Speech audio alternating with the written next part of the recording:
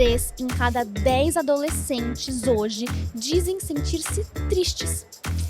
No chão da escola, isso se traduz em, pelo menos em cada sala de aula, existe um aluno que não está se sentindo bem, está com ansiedade.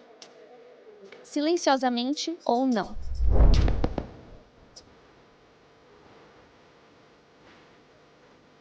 Estamos aqui em mais um videocast da Bet Brasil para falar sobre esse tema tão importante.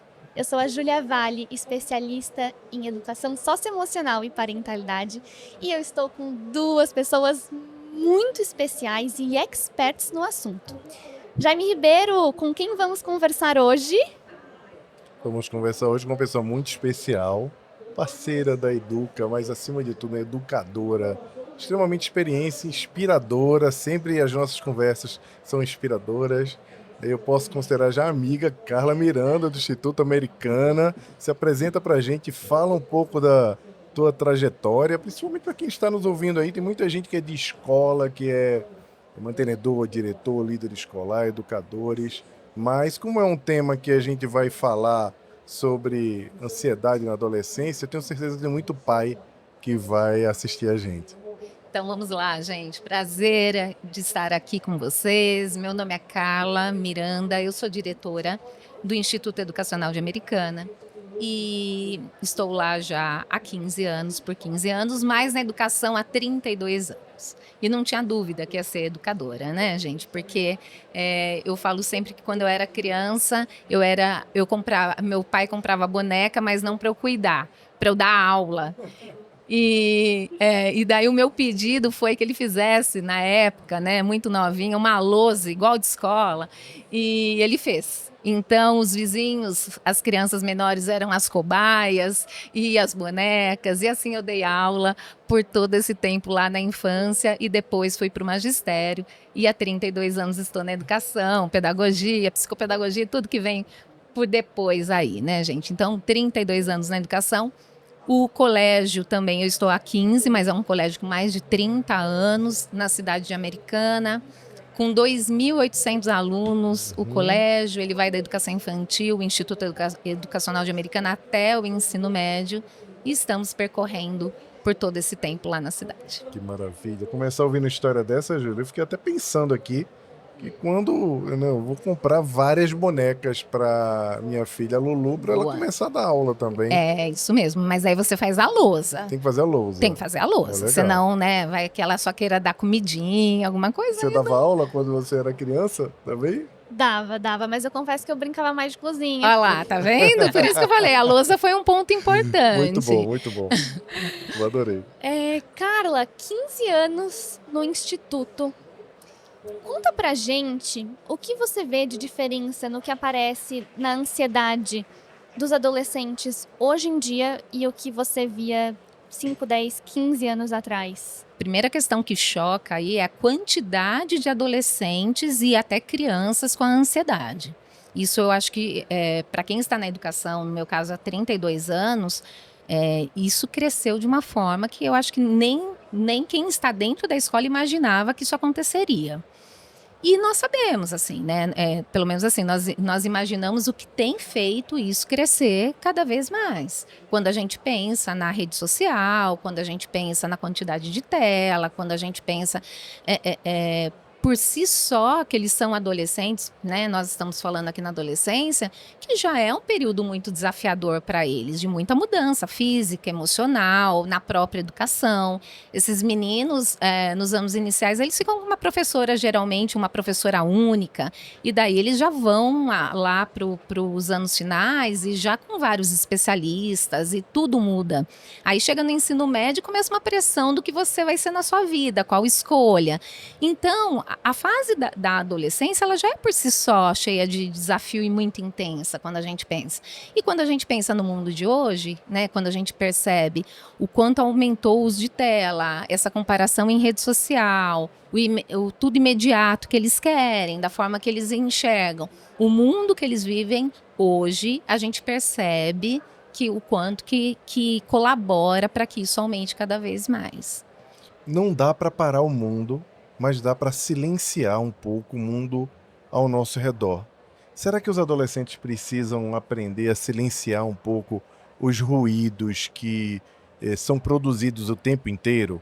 Quando a gente fala em tela, a gente fala em excesso de conteúdo, a gente fala na demanda que existe hoje por filmes, séries, vídeos curtos. Quando a gente pensava que o streaming avançava com maratona série, a onda dos vídeos curtos das redes sociais vieram para roubar a atenção. Aí nós não vivemos só uma crise hoje do excesso de conteúdo, mas também uma crise da atenção. Júlia, psicóloga. Eu não tenho filho adolescente, mas eu tenho muita curiosidade e eu aprendo muito sobre adolescentes, convivendo com a Educa, convivendo com a psicóloga de adolescentes. Como é que a gente poderia falar para os pais, mas também para os educadores, dicas práticas para ajudá-los a silenciar um pouco o mundo para poder autorregular? Porque eu sei que a gente precisa diferenciar a angústia, que é até característica do adolescente, é quando ele começa a se sentir mais angustiado. Nem sei se começa, porque já tem criança se sentindo bem angustiada, mas diferenciar a angústia da ansiedade verdadeira, mas não importando agora se é angústia ou se é ansiedade, que a gente pode daqui a pouco voltar nisso, como é que silencia? Silenciar, você tocou numa palavra muito chave, Jaime. Antigamente, e volto até assim na minha própria infância e adolescência, em que as redes sociais não eram tão usadas quanto hoje. Por exemplo, você tinha uma festinha da turma no final de semana, e eu só ficava sabendo na segunda-feira se eu não fui convidada, que eu via segunda-feira as pessoas comentando. Não tinha aquele monitoramento de, nossa, essa festa tá acontecendo agora. Antigamente as pessoas postavam foto no feed, não tinha story, essas coisas que a gente vê em tempo real. Eu tenho uma irmã adolescente, então, tadinha, ela é meu grande laboratório aqui de reflexões, teorias sobre a adolescência. Mas teve um dia que a gente estava juntas numa sexta-feira à noite e ela, Júlia, olha aqui, pessoal da minha turma tá postando no Snapchat. Fulano postou, fulano postou, fulano postou. Eu acho que tá tendo uma festa que eu não fui convidada. E ela ficou numa angústia por tantas horas, até descobrir que, na verdade, não eram os amigos dela se encontrando assim sem ela. Era aniversário de uma outra menina do condomínio que eles moravam. Então, assim, não faria nem sentido ela ser chamada. Mas causou horas de angústia. Isso porque é difícil silenciar esse mundo externo que está constantemente na tela do celular. Quando a gente tem uso pesado de redes sociais, a gente nunca consegue estar no agora, né? A gente está sempre na vida do outro. E como que vocês, como uma escola, e acho que a lei que surgiu, que foi implantada, traz muito isso de sem celulares na escola, então alunos estejam aqui no presente, silenciando o externo. Como vocês conseguem fazer isso, de trazer os adolescentes, né, para o agora? Quando começou a escola sem telas, vocês viram uma ansiedade surgindo, uma dificuldade de estar no agora? Por quê? O que eu escuto de muitas professoras, coordenadoras, é que parece que no começo os adolescentes não estavam mais sabendo conversar quando tirou o celular. Eles ficavam olhando para o lado, assim, gente, como assim vou passar um recreio sem telas? Como que tá isso lá no instituto?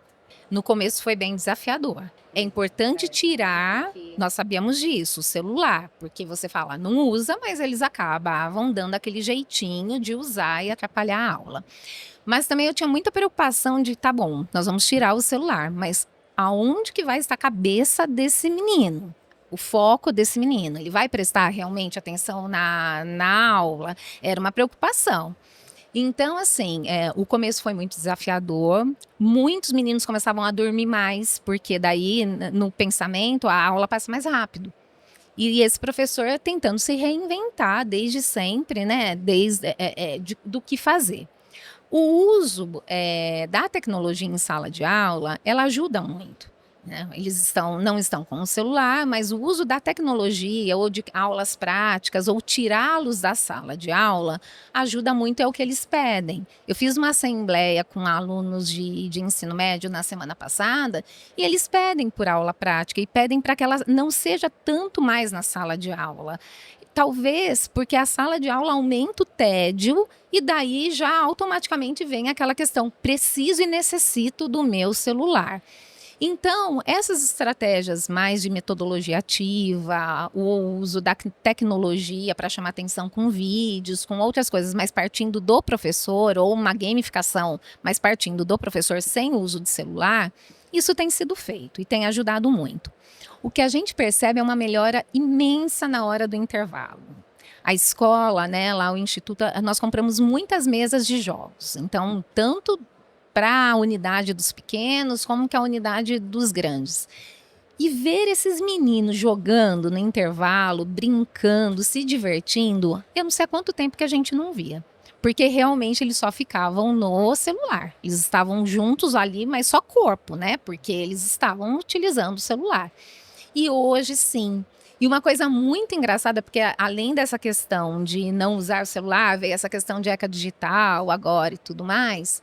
Então, os meninos do terceirão, que estão comemorando com uma atividade de trote, algumas coisas que eles fazem nos intervalos e tudo mais, eles voltaram a usar aquelas câmeras antigas. E o marketing fazendo tudo isso, ele fazendo pelos meninos. Então, eles estão se divertindo. Você passa, eles estão dançando nesse dia, eles estão conversando muito e não mais perdendo aquele tempo tirando a tal da selfie, tirando, né, eles a foto e postando. Então, tem colaborado. A tirar o celular em escola é algo que tem contribuído muito. Eu acho que questão de foco ainda talvez não. Já melhorou, mas eu acredito que ainda não é o ponto que a escola deseja. Mas em questão de socialização, muito. É muito grande o nosso avanço. E aí, olha, tem psicólogo e escola aqui. Eu vou aproveitar, gente. Vocês acham que vocês vão ficar falando e eu não vou provocar? Não, eu vou roubar aqui o mando do podcast para poder aproveitar as duas especialistas aqui. Então, segura aí. Quando é que o pai ajuda, quando é que o pai atrapalha? Porque isso existe, isso vem acontecendo. Eu gosto desse ponto que você falou aqui, da angústia do professor. E agora, como é que a gente vai fazer se não tem mais o celular para deixar o garoto quieto? Os professores também, digamos que eles reclamavam, mas existia um comodismo, porque acaba que tranquiliza ali o celular. Os pais usam a tecnologia para o filho ficar quieto. Na escola também dava uma sossegada ao aluno, não na hora da aula, mas digamos que socialmente existia um controle maior. Isso é uma coisa que a gente não gosta de falar, mas é uma coisa que a gente tem que olhar como a tecnologia afeta a vida da gente. Mas aí, quando é que o pai, a família, pai, mãe, a família como um todo ajuda, ou quando ela intensifica essa questão da ansiedade, que não é só provocada pela tela. A gente sempre acha que é só tela. A Júlia trouxe um bom ponto falando sobre o FOMO, que está ligado à tela, mas está ligado à conectividade, mas está ligada também a questão de ser um nativo digital, de sempre ter visto o mundo como estou perdendo alguma coisa, eu preciso participar de tudo. Quando é que o pai, a mãe, a família atrapalha ou não? Como é que você vê isso em consultório, quando você identifica os pais reclamando muito de ansiedade, coloca o filho no psicólogo e aí a psicóloga vai lá e faz o chá revelação? Senta aqui, papai e mamãe. Agora é com vocês. Uhum. Eu vou dizer como os pais ajudam. Porque eu acho que a Carla consegue ver muito bem os efeitos de quando os pais atrapalham. E acho que até atrapalha é uma palavra forte, porque tudo que um pai e uma mãe faz por um filho é na tentativa de acertar, né? Mas como que os pais ajudam? Eu vejo muito a ansiedade como aquela areia mágica, né? Que a gente coloca na mão, ela fica meio que escorregando assim, mas quando a gente aperta, ela fica durinha. Ansiedade é uma angústia que precisa de contorno, que precisa de limite, que precisa ter espaço para ela se elaborar, ou seja, algo muito bom para a ansiedade. E aí que eu tô falando não quando a gente tem um TAG, por exemplo, né, um transtorno de ansiedade generalizada, crise recorrente de ansiedade. Eu tô falando de uma ansiedade que é quase como natural da adolescência. É a gente oferecer para um adolescente uma maneira de elaborar ela, ou seja, escrever, ou seja, fazer algo com ela. Quando a gente tem tanto dentro de nós e não faz nada com, aquilo só vai se acumulando. Então eu sempre falo assim para os meus pacientes, eles falam, tô ansioso com aquilo, tô ansioso com 1000 coisas. Aí eu pergunto, e o que você está fazendo com isso? Aí fica um silêncio assim, dicas, né, para os pais de adolescentes. Ofereçam meios para que os seus filhos elaborem, lidem melhor, descarreguem essa ansiedade, né? Oferece para ele uma escrita terapêutica. Filho, já pensou em ter um diário, né? Que você pode escrever um pouquinho sobre aquilo que está acontecendo com você. Atividade física é uma enorme fonte de descarregar energia acumulada. Ansiedade nada mais é do que energia de angústia acumulada dentro de nós. Então, colocar as crianças, né, crianças e adolescentes em movimento para fazer atividade física. E mais do que isso, pais e mães, conversas olho no olho. Muitas vezes, como adultos, a gente tenta passar para os nossos filhos uma imagem de estou bem, tenho tudo certinho aqui dentro de mim, não preciso de ajuda.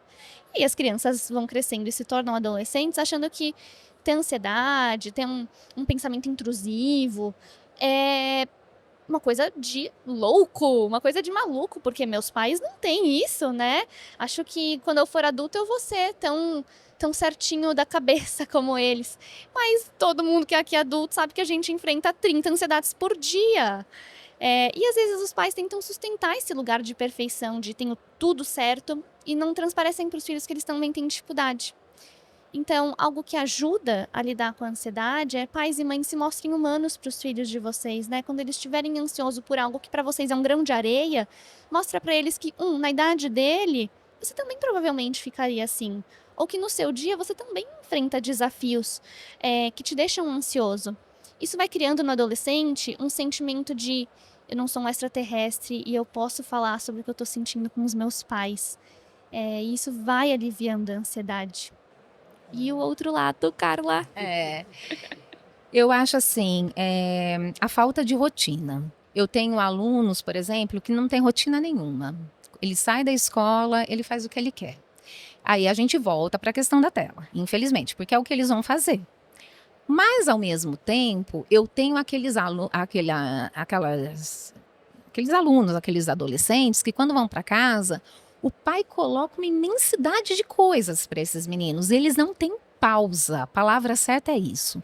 Adolescentes que não têm pausa. Isso causa uma ansiedade muito grande, porque como que eu dou conta de tudo isso? Eles não têm ferramenta quando a gente fala em saúde mental, né? Assim, ainda para dar conta de tudo.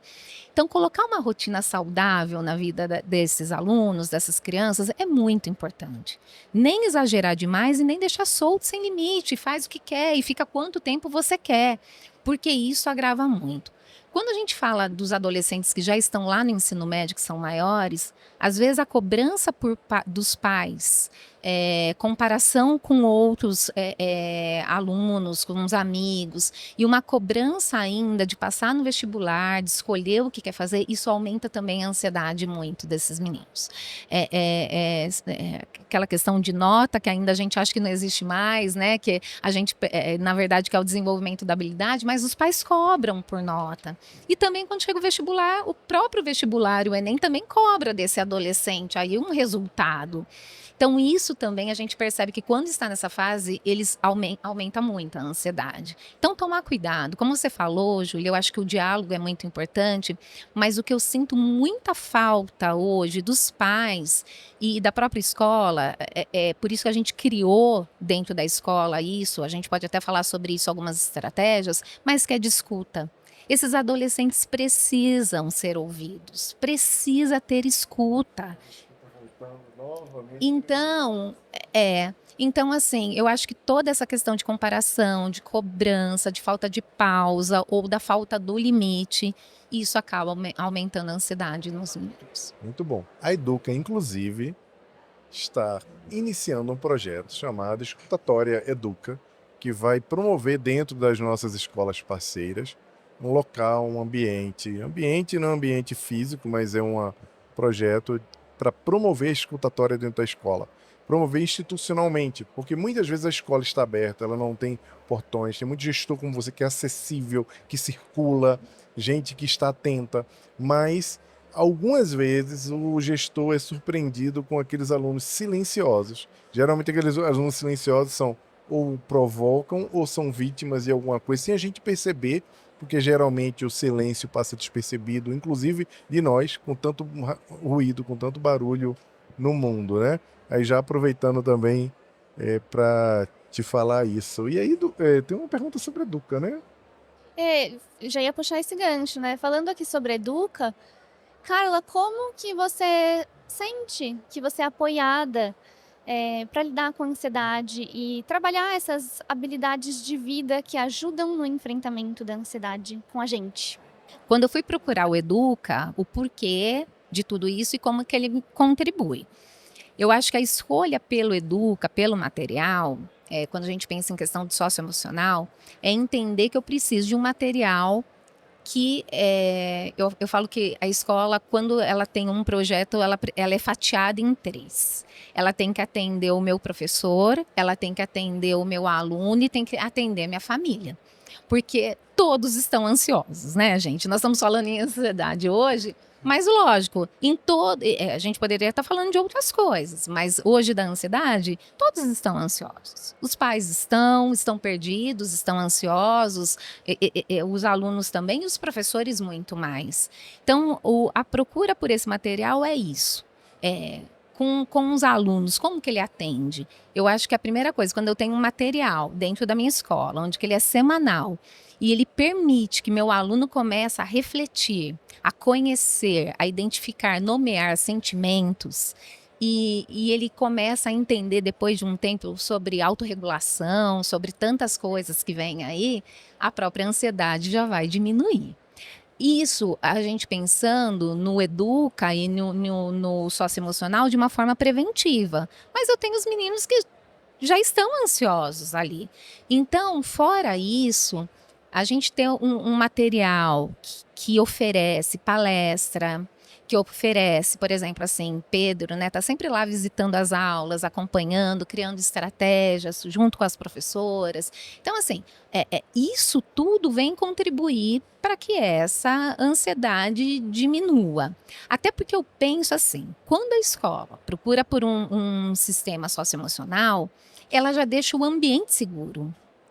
E é muito importante para as crianças se sentirem, estarem num ambiente seguro. Para os pais, né? Saberem que os Para filhos os pais estão... também, porque essa escola se importa comigo.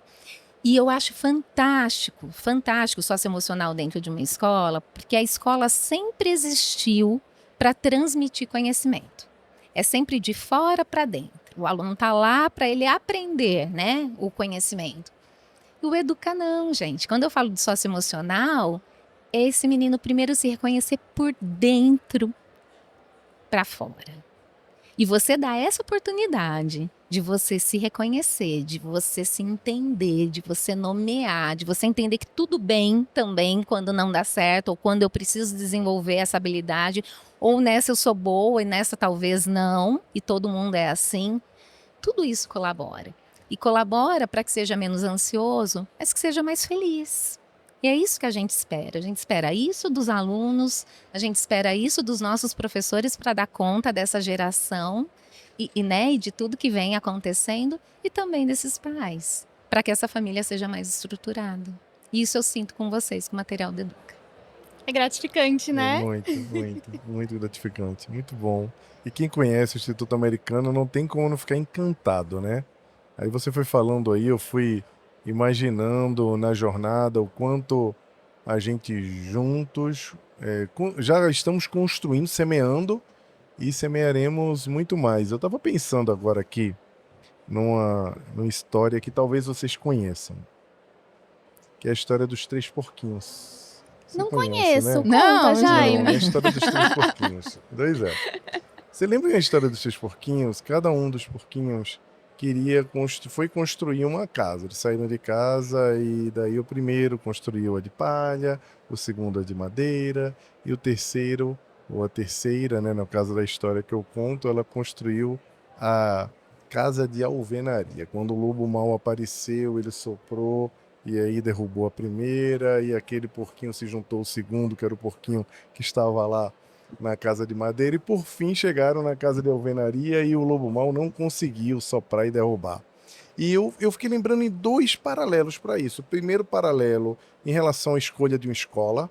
Os pais, às vezes, num ímpeto de buscar uma escola que, surgiu uma escola nova aqui, montou, é sucesso lá no Rio de Janeiro, está aqui agora em Americana e vai dar certo, aprovou não sei quantos, bota o outdoor aí, coloca um monte de outdoor, casa de palha, casa de madeira, casa que vai ser soprada, porque o monte de outdoor não garante a tradição, não garante a continuidade, não garante a segurança, né?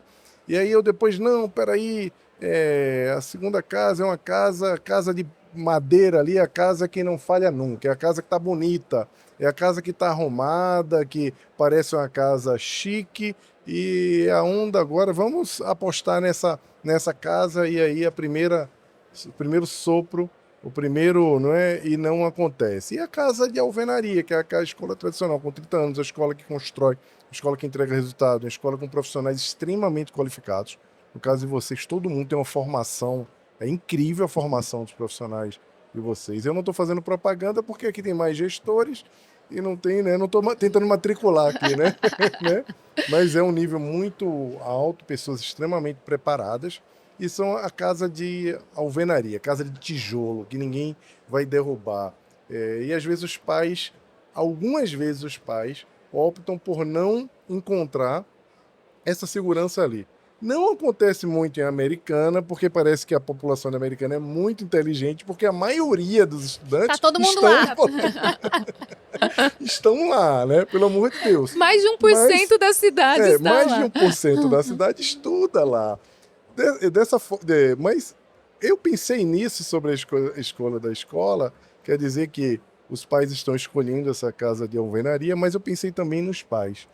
Os pais ensinarem os adolescentes ou as crianças desde cedo a serem construtores de casas de tijolos, porque a ansiedade, o ruído do mundo, a maldade, o convite ao errado, vai sempre surgir como um aparente sedutor, mais fácil que a casa de palha, mais atraente como a casa de madeira, mas ensinar os filhos a construírem essa casa de tijolo, que talvez nessa casa de tijolo eles consigam resistir mais a esses movimentos de alvenaria. Não sei se faz sentido para vocês, já que vocês não conheciam essa história, eu estou contando aqui. Agora eu conheço, sei, posso contar para os meus filhos.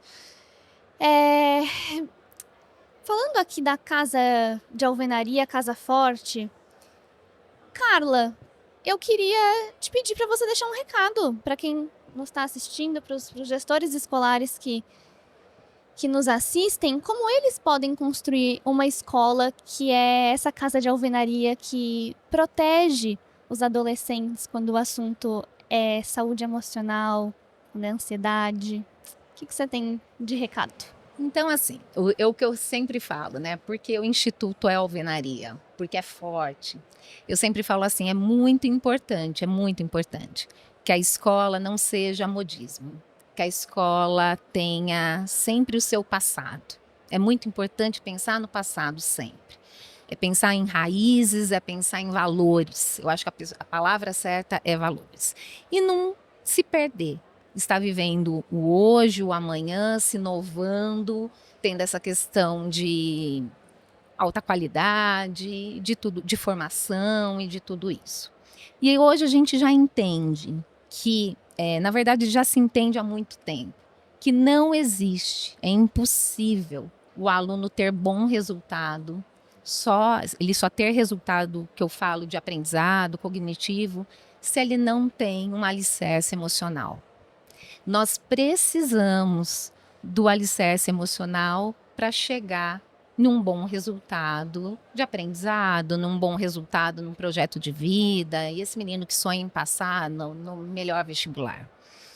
E eu entendo que é desde cedo.